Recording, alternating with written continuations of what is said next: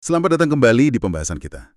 Kali ini kita mau bahas sesuatu yang mungkin agak mengubah cara Anda lihat lingkungan kosmik kita nih. Kita sering mikir tata surya itu kayak jam raksasa ya, presisi, tenang gitu.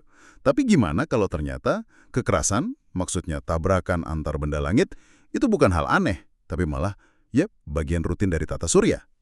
Kita bakal kupas ide ini dari bab 17 buku Carl Sagan, Pale Blue Dot. Judulnya aja udah provokatif. Kekerasan antar planet yang rutin.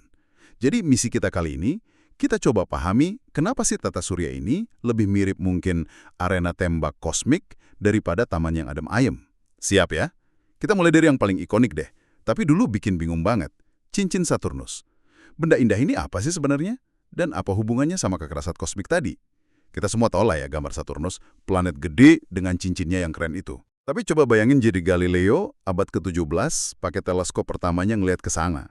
Dia nggak lihat cincin jelas kayak sekarang. Malah kayak ada, pegangan aneh gitu di kiri kanan planet. Dia bingung banget loh waktu itu. Katanya sih, misteri ini kepikiran terus sama dia sampai akhir hidupnya.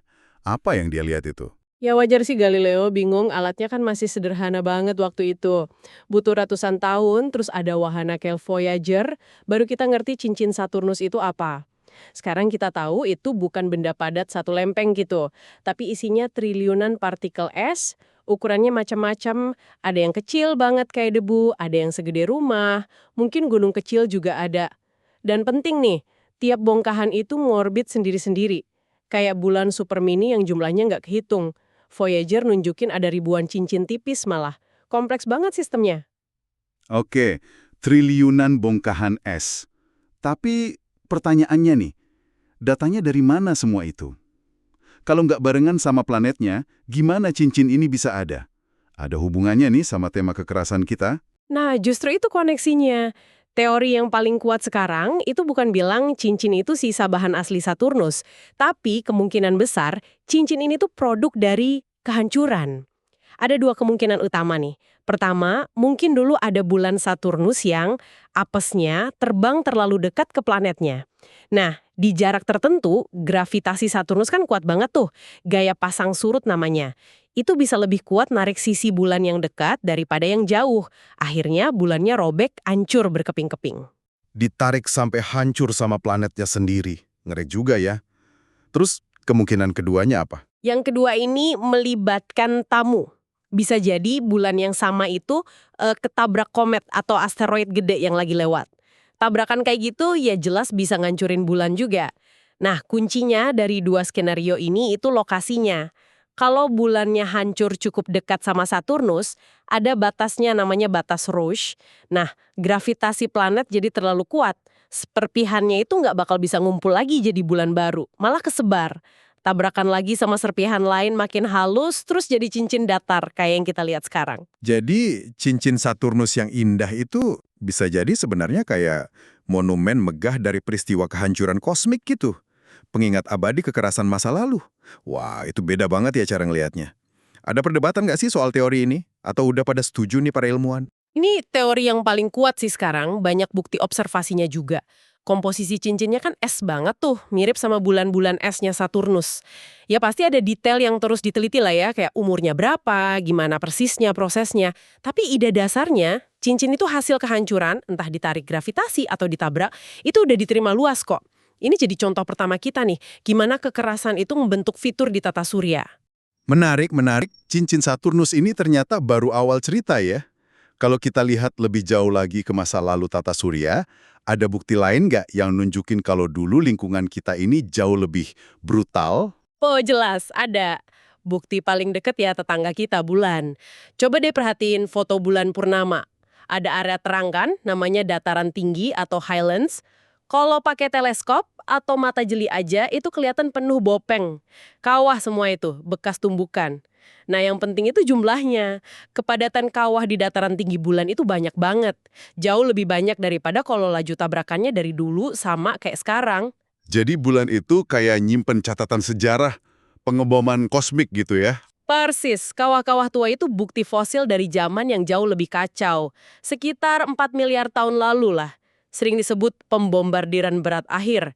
Waktu itu, bulan dan artinya bumi juga, sama planet dalam lain, itu dihujani proyektil kosmik, sisa bahan planet, asteroid, komet. Intensitasnya mungkin ratusan ribuan, ada yang bilang miliaran kali lebih sering dari sekarang. Tata surya awal tuh benar-benar kayak zona konstruksi yang bahaya banget. Lihat permukaan bulan yang penuh bekas luka gitu jadi mikir ya, langsung kepikiran. Gimana caranya bumi kita ini bisa lahir dan selamat di tengah hujan batu sebesar itu? Apa cuma untung-untungan aja? Untung-untungan pasti ada perannya, tapi ini juga nunjukin kalau pembentukan planet itu nggak mulus, nggak rapih. Bumi kita kan terbentuk dari kumpulan tabrakan benda-benda kecil, planetesimal namanya. Udah jadi planet gede pun masih terus dihantam. Tiap tabrakan besar itu bisa bawa materi baru, air, mungkin molekul organik. Tapi ya, bisa juga bikin kehancuran massal. Jadi, ya kita ada di sini itu hasil proses yang dinamis banget, penuh kekerasan. Selamat melewati rentetan tabrakan yang akhirnya ngebentuk dunia kita. Oke, jadi masa lalu emang penuh gejolak ya. Pengeboman besar-besaran udah reda. Tapi apa berarti arena tembak kosmik ini udah tutup sekarang? Atau cuma intensitasnya aja yang kurang? Lebih ke yang kedua sih. Intensitasnya udah jauh turun dibanding miliaran tahun lalu. Tapi tata surya kita ya belum steril juga. Masih banyak amunisi sisa yang kelilingan. Kita sebutnya asteroid sama komet. Dan beberapa orbitnya motong atau dekat banget sama orbit bumi. Jadi arena tembaknya masih buka. Cuma tembakannya nggak serapet dulu aja. Bisa jelasin dikit nggak bedanya asteroid sama komet ini? Kadang kan dengar dua-duanya disebut benda dekat bumi. Tentu, asteroid itu umumnya benda padat, isinya batu atau logam. Kebanyakan tinggalnya di sabuk asteroid antara Mars sama Jupiter. Itu dianggap sisa-sisa bahan pembentuk planet yang gagal jadi planet utuh. Mungkin karena gangguan gravitasi Jupiter yang gede banget itu. Nah, beberapa asteroid ini orbitnya bisa bawa dia ke tata surya dalam dekat bumi kita. Kalau komet sering disebut bola salju kotor. Campuran es air, metana, amonia, karbon dioksida, sama debu, batu, plus materi organik. Asalnya dari tempat yang jauh lebih dingin di luar tata surya. Kayak sabuk Kuiper, itu di luar Neptunus, atau awan Oort yang lebih jauh lagi, kayak cangkang bola raksasa yang nyelimutin tata surya. Pas komet ini orbitnya deketin matahari, panasnya bikin esnya nguap. Terus jadi kayak atmosfer sementara, namanya koma. Sama seringnya ada ekor gas dan debu yang panjang itu. Dan kita sebenarnya bisa lihat bukti nyata interaksi bumi sama sisa-sisa komet ini kan? Kayak hujan meteor gitu. Betul banget. Hujan meteor itu demonstrasi visual yang cantik dari fakta ini. Tiap kali bumi pas lagi muterin matahari, ngelewatin jalur yang penuh debu sisa komet, biasanya komet yang udah pecah atau aktif lepasin materi, partikel debunya masuk atmosfer kita kencang banget. Gesekan sama udara bikin panas, terus kebakar habis. Jadilah kilatan cahaya yang kita sebut bintang jatuh. Hujan meteor tahunan kayak Perseid bulan Agustus itu dari komet Swift-Tuttle atau Leonid bulan November dari komet Tempel-Tuttle. Itu pengingat rutin kalau kita ketemu puing-puing kosmik ini. Jadi pemandangan indah hujan meteor itu sebenarnya remah-remah dari potensi bahaya ya? Ya, bisa dibilang gitu sih. Ini nunjukin ada kesinambungan. Debu yang bikin hujan meteor kan nggak bahaya. Tapi bayangin kalau yang lewat itu induk kometnya. Atau asteroid gede ukuran ratusan meter atau kilometer. Objek segede itu nggak bakal habis kebakar di atmosfer. Kalau nabrak permukaan, dampaknya bisa parah banget. Bisa kehancuran regional atau malah global. Jadi ya indahnya hujan meteor itu pengingat halus kalau kita hidup di lingkungan di mana tabrakan sama objek yang jauh lebih gede itu mungkin aja terjadi. Dan kita nggak perlu cuma nebak-nebak atau lihat kawah tua buat bayangin tabrakan gede. Alam semesta ngasih pertunjukan langsung yang luar biasa tahun 1994. Komet Shoemaker-Levy 9. Bisa ceritain lagi nggak itu? Oh iya, Shoemaker-Levy 9 atau SL9. Itu momen penting banget di astronomi modern.